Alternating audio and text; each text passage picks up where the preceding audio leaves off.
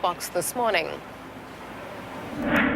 I wish we would get more modifications of the principle. I think that's in the interest of everybody. But to mandate that across the board, one, I don't know what criteria you would put in to mandate it. What would we say in the law? What level of distress qualifies you? How do we prevent you from sort of getting yourself into distress? If it's voluntary, you can control that better. So no, I do not favor that. So what is the best way to slow the rate of foreclosures and mortgage defaults? Well, joining me now to discuss is Fred Glick, president of U.S. Loans Mortgage and U.S. Spaces, and Chris Thornburg, principal at Beacon Economics. Thanks very much for your time, Fred. I'm wondering why you don't think that reducing the principal is the best way to reduce defaults. Because the bottom line is we just have to reduce the monthly payment for people to something they can afford. There's no sense in just getting an arbitrary number of X number of dollars and reducing your principal. That's not going to help you make the monthly payment.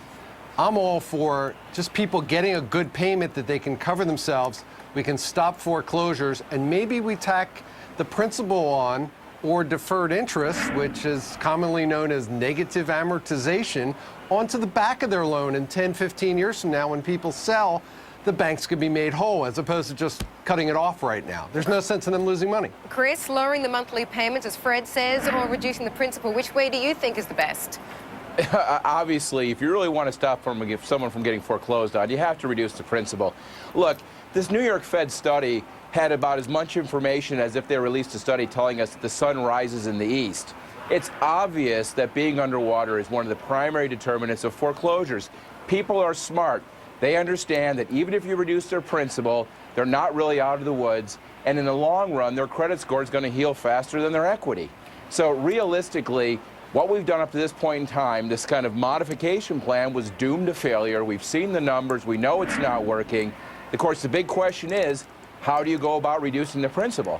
As Barney Frank said, that's a very difficult decision to have to make.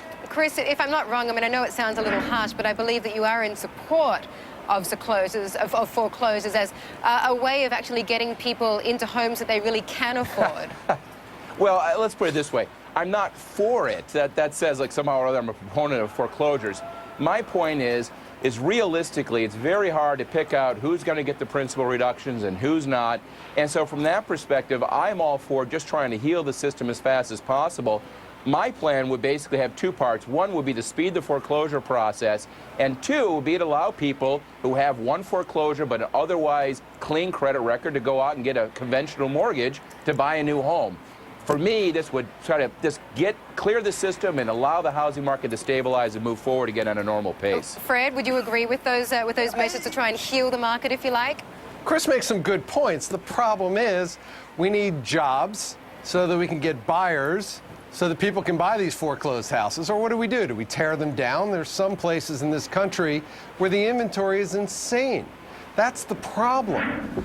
So we have to go to the root of it, I think. Create the jobs.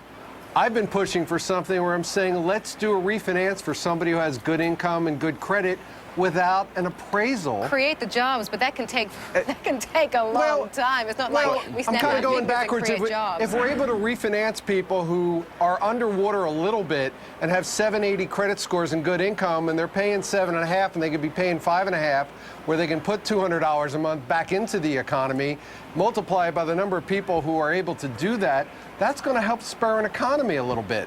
But it's still, the inventory is just insane in some places. Yeah, Chris, I was actually talking to someone earlier today who was saying that they wanted to relocate to another state, but every time they check, almost every day, it seems as if the housing prices are just going down, down, down. So obviously, why would you buy today if you can get it cheaper next week? When is the housing market going to hit bottom? Well, we've already seen prices hit bottom, come up a little bit, largely due to government policy. Realistically, prices have gotten to a level which makes sense again. And so from that perspective, people can start to move back into the market, and we've seen an increase in sales. So we've already moved through that part of the cycle. And let me respond to one thing.